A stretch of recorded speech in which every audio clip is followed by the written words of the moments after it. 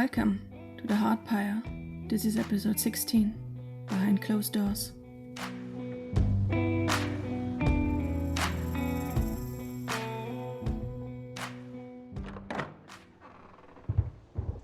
Logan ducked down below the window as the door creaked open and someone stepped into the room.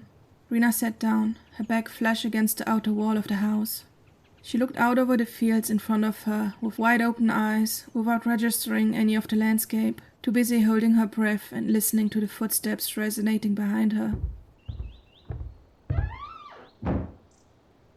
I think they left again. Logan slowly stood back up, peering into the room. Shit, the front door. He dropped down to the ground again, sitting down next to her. Rena's heart started hammering in her chest, her hands digging into the dirt beneath her, her vision going blurry as her eyes opened wider. She could barely hear the footsteps over the blood rushing through her ears, but she was certain that they would be discovered any second now, that the whole group of strangers had noticed them and would round the corner and confront them about why they were hiding behind the house. But the second passed, and then a second more, and Rena had to start breathing again or she would faint. She slowly turned her head to glance at Logan. He was squinting out into the distance, the tip of his tongue peeking out between his teeth. Okay, follow me. He suddenly jumped up, turning around to face the house again. What? Wait, where are you going? Inside. Come on. Inside? No, someone might still be in there. Well, just be careful.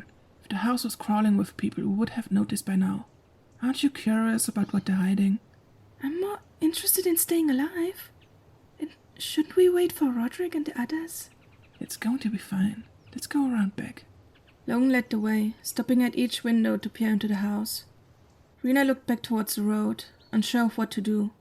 She wanted to know who these people were, what they were doing here. But what if someone was still inside? What would happen if they found them sneaking through the house and captured them? None of their companions knew Logan and her were here, so no one would come to rescue them. Logan had already disappeared behind the corner and was leaning back, waving for her to come closer. She could still back off, let him enter the house on his own and stay outside as a lookout. But would she be putting him in more danger? Or would her joining him be his downfall because he had to look out for her? Logan's waving became more insistent, and finally Rena stepped forward.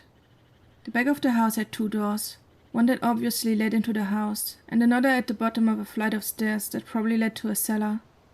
Logan snuck over to the window next to the first door and peered inside.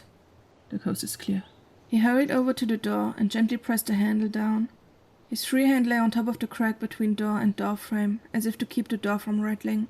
He pulled slowly at the door, but it didn't budge. He frowned and tried to push, but nothing happened either. He took a step back and stared at the door with a frown and puckered lips. It's locked. Yes, I can see that. Let's try the other one.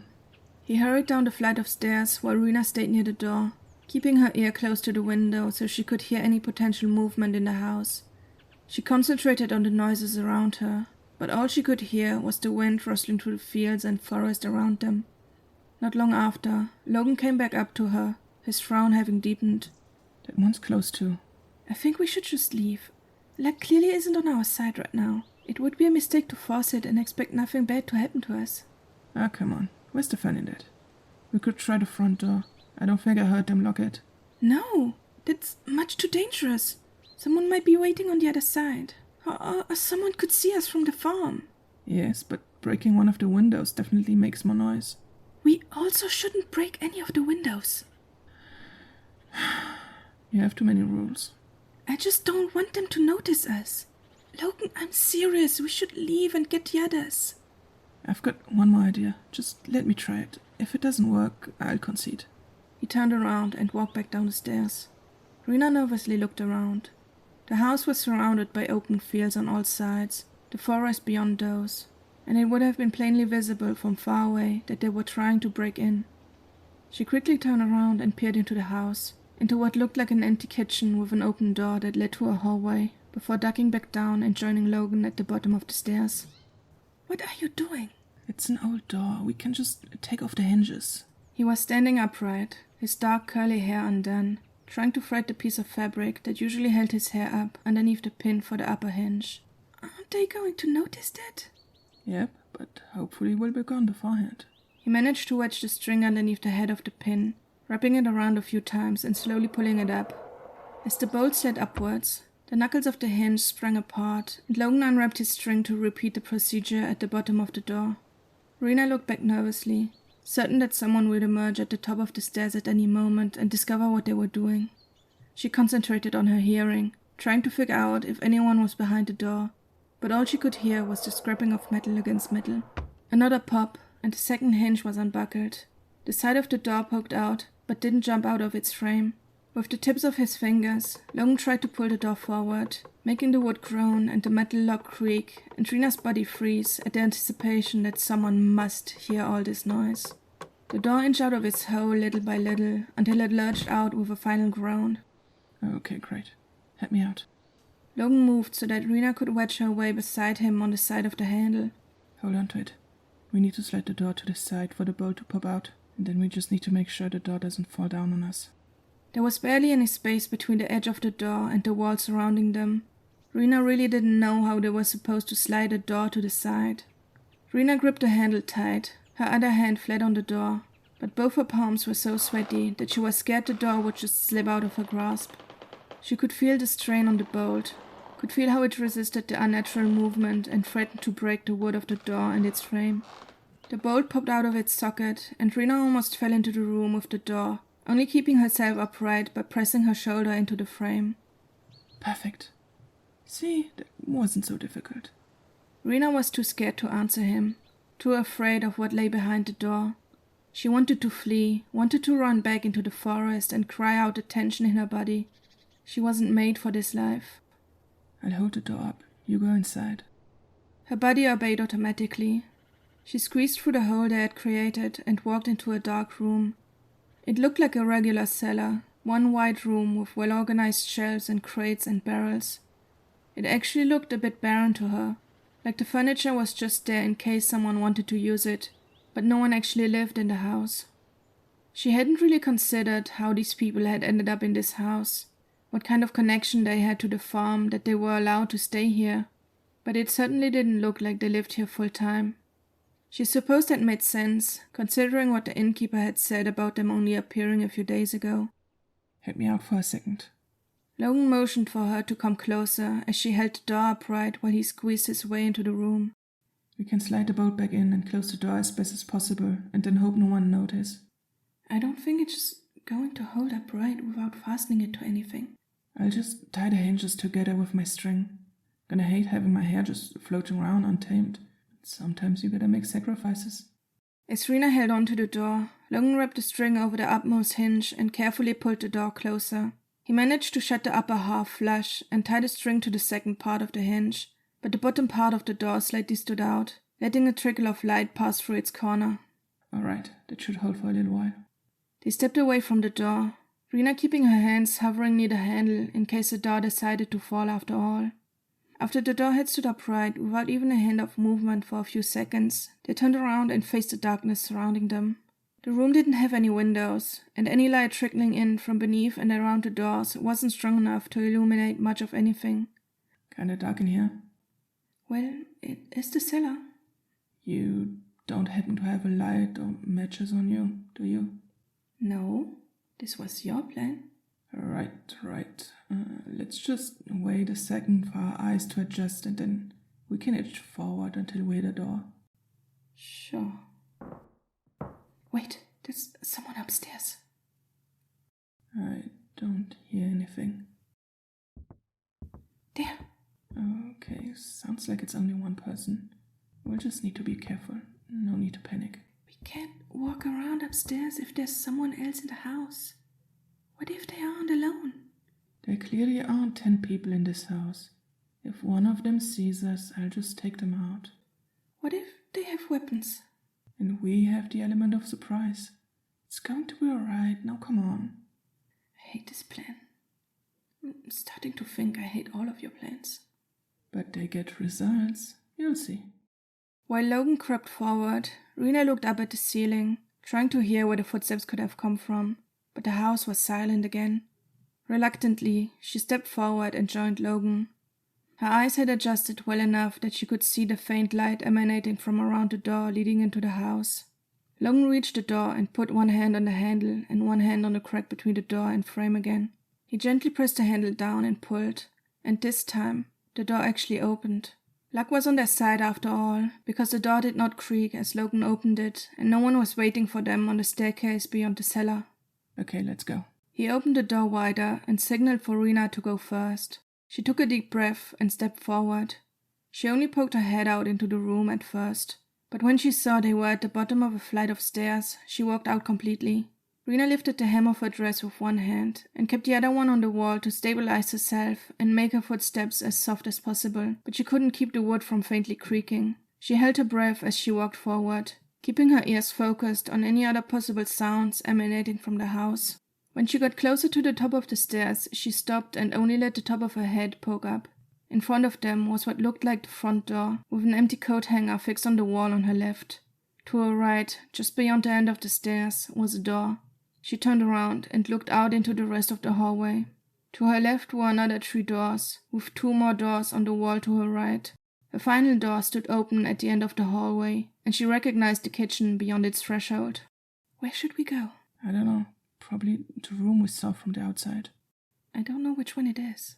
Just try one of the doors. She looked out over the hallway again, guessing that the room had to be behind one of the first doors to her left. She closed her eyes one more time to listen to any footsteps, only moving when she was certain that she couldn't hear anyone else. She tiptoed forward to the first door and bent down to look through the keyhole. She couldn't see much except for 2 unmade beds. She used Logan's technique to slowly open the door, but it opened inwards, and holding her hand on the door frame didn't help much except keeping her from falling into the room. She stepped in, slowly at first, until she was certain no one else was inside. She hurried the rest of the way in, waving at Logan to follow her. She had chosen correctly. This was the room that held the strange altar they had seen from the outside. She slowly walked over to it and reached a hand towards the figurine, her fingertips grazing over the smooth wood. It looks exactly like the figurine I found, just bigger and better made. But the inscription looks the same, I think. Wish I hadn't left the other one in the caravan so I could compare them. We don't know what the inscription means anyway. Yeah, but still. Great choice of fabric colors. Doesn't feel disrespectful at all. It's terrible. She picked up the figurine and fabrics and walked over to one of the beds to stuff them underneath the blanket, making sure they were completely hidden. I don't want to see it anymore. Finally some rebellion from you. I like it. What do the parchments say? Can't read most of them, but they look old. We probably shouldn't really be touching them. They look like they tear very easily. This one has drawings on it. Let me look. Oh, nice. Like those giant tapestries that tell a story. Did you see those in your museums too? Yes, I did. I'll take you to one of the good ones in the north one day. Then you'll see how fun they are. So, do you know what this is? Not exactly. But most of them were legends about heroes and the monarchy and about the old gods. Especially the ones with this style. You know, with the weird figurines and the big swirls and the text all around it. Probably means it's a legend about the old gods. I suppose the life of a simple farmer isn't interesting enough to be put in your museums. There actually is a museum of rural life in Jodash, but I found it to be not very accurate. They're trying to sell it too much as a peaceful fairy tale for the people in the big cities, any outsiders from the Federation. They could just come down here and talk to us, and I'm sure the North has its fair share of farmers too. No need to put lies in a museum. Oh, but my dear friend, museums are full of them. Wouldn't want the citizens to know what's actually going on in the kingdom, would you? Like all these tapestries. The people who paint them already embellish what had actually happened. And of course whoever runs these museums, which in the vast majority of cases is the Count of Jodash, they choose which tapestries to include and which not to include, or even which parts to include. So it's very easy to hide behind lies. Right, nothing is the way I learned it to be. Got it. So, do you know what this one is depicting? I'm definitely not an expert in religious history. Maybe Roderick or Finn will know more. We should take it with us. Logan rolled the parchment back up and slid it into one of the pockets of his pants. Rena rifled through the rest of the parchments, but none of them seemed to be written in a language she could read. You know, now that I think about it, It's strange that these aren't written in our script. I know it's been in widespread use for at least 200 years. Probably way longer than that. And sure, the paper looks old, but not 400 years old. So why isn't it written in a language we can read? Rena froze, her eyes opening wide as she stared at the door. Her hand slowly lowered as she put the parchment back on the table without making any sounds.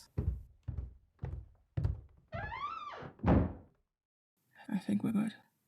We shouldn't be here. I think we can find out more if we stay a bit longer.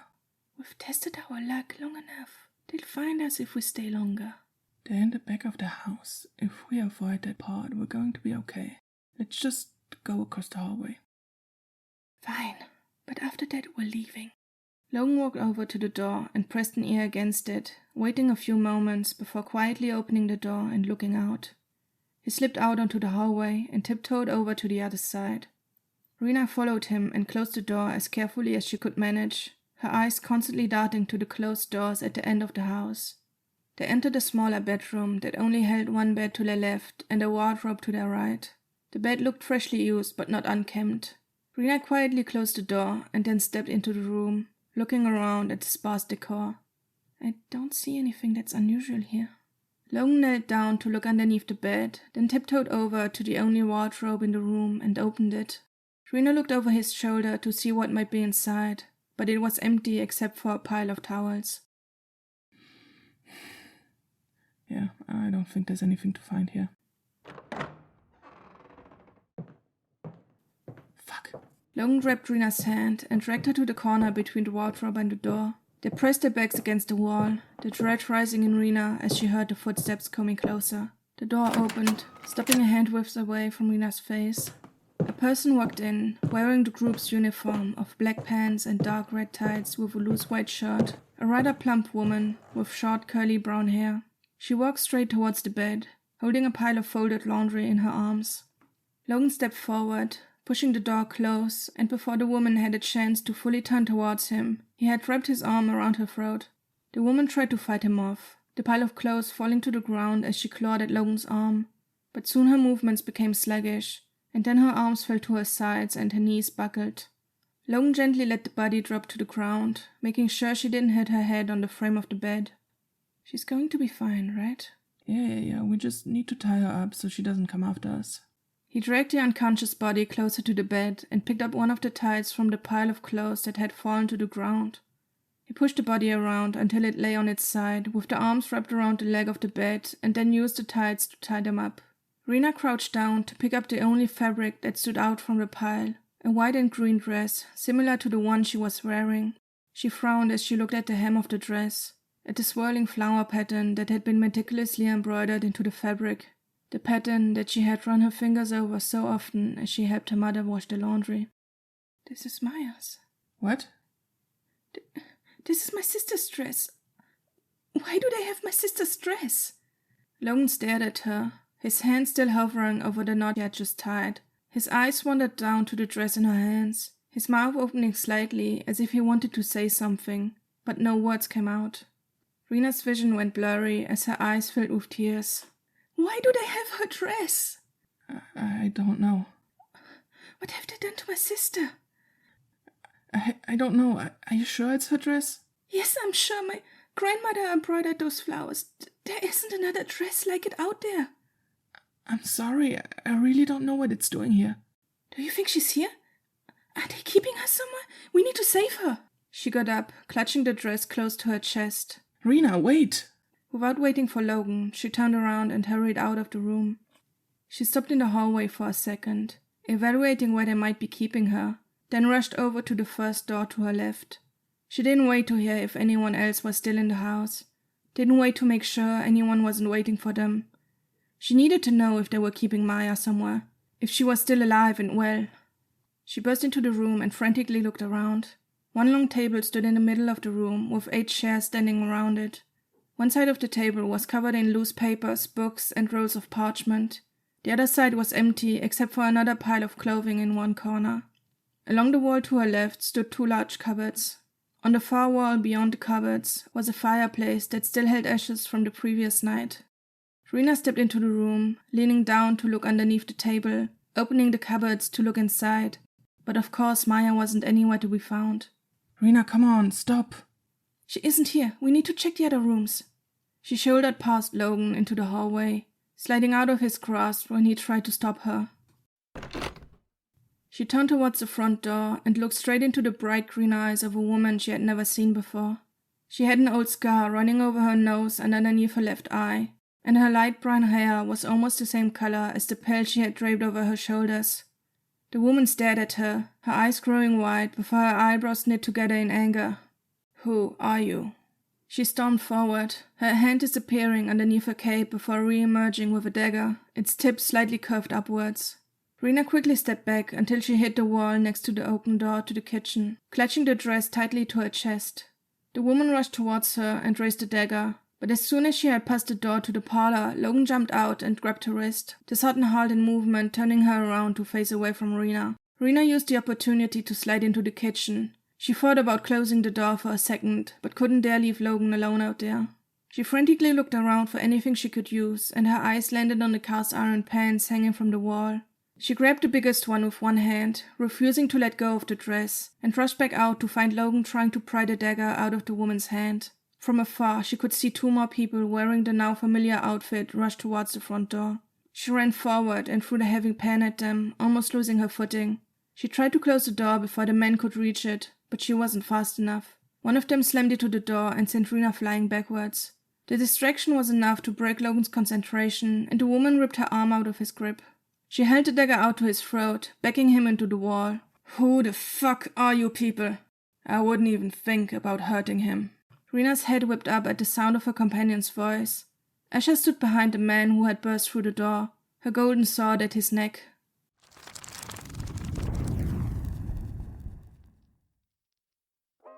Spiritsford is a normal town, just like yours or mine. It's a nice town, a nice, ordinary town. It has everything a nice, normal, ordinary town should have. A school, a park, a river, eyes, teeth, feelings. The town watches, and the town knows, and it decides who gets to stay and who gets to leave.